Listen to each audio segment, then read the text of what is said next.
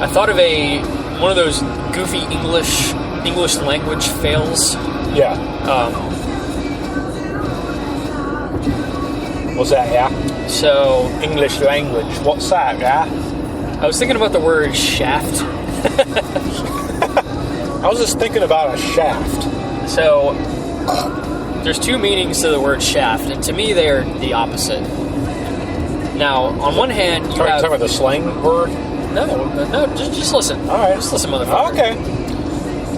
So, the first meaning of shaft is a solid cylindrical object. Yep. Like the shaft of a spear, the shaft of your dong. Yep. A crankshaft. Yep. So, a solid cylinder, a long solid cylinder. Yep.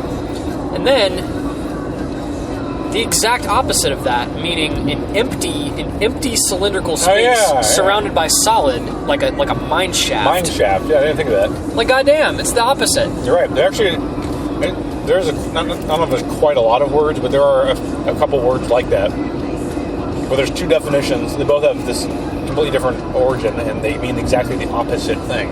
Oh my god, that's so confusing. Yeah, you got things like... I can't think of any more examples than that, but if you go on the internet, I'm sure you get... They're like I guess you'd call them homophonic antonyms. I guess they're proper. They're called auto-antonyms. Auto-antonyms. There you go. There you go. That's a thing. The word "off" can be used as can have an auto-antonym meaning. Like, yep. If an alarm goes off, yep, that means that it started going. The alarm went off, so I turned it off. What? You know. Oh my god, English! Come on, come on, English. Now, is that what part of speech is that? Off? Is it the same in both cases? Well, the alarm went off.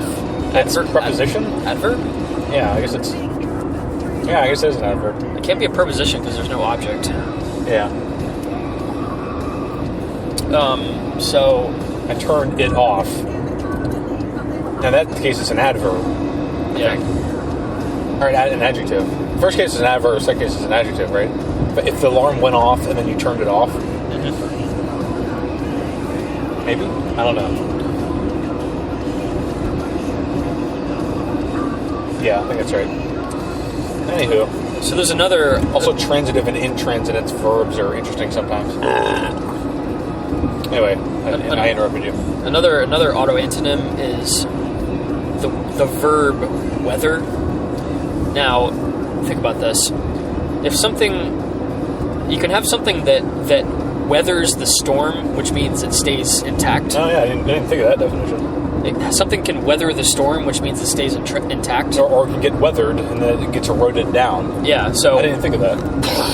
And then you get and then you get another word that isn't even related, and then you have, the noun form and all this shit. It's completely contextual. It's just shit. Yeah. Believe me, other languages have that same bullshit, too. What about Japanese? Oh, yeah, it's got it. And it's got stupid Chinese characters in the middle of it, too. It's just a mess. Just a catastrophe of a writing system. It really is. What were they thinking? Can you tell me what they were thinking? Okay, I really don't want to go off on a Japanese tangent right now, but just let me real quick ask you, when were hiragana and katakana invented? Like, late Middle Ages, I think. Oh, I thought it was more recent than that. Oh, they had like a predecessor system around then. I forget the name of it, but they had a syllabic cursive kind of thing that the current hiragana and katakana derived from back then, like Edo period type stuff. Oh. Like warring, like Shogun era type stuff, and it later became what we see today as silly Japanese writing. Silly Japs. Yep.